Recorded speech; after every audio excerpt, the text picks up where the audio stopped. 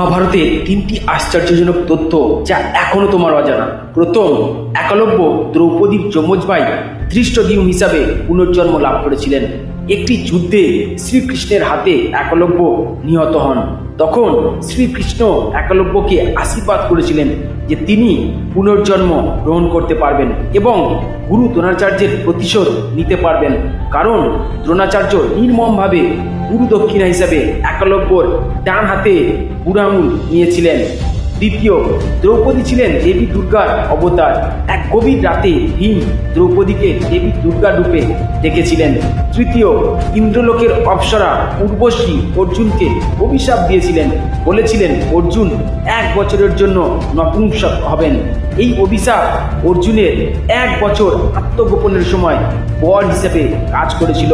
ভিডিওটি শেয়ার করে সবাইকে জানিয়ে দাও, আর আরও ভিডিও পেতে চ্যানেলটিকে সাবস্ক্রাইব করে রাখো।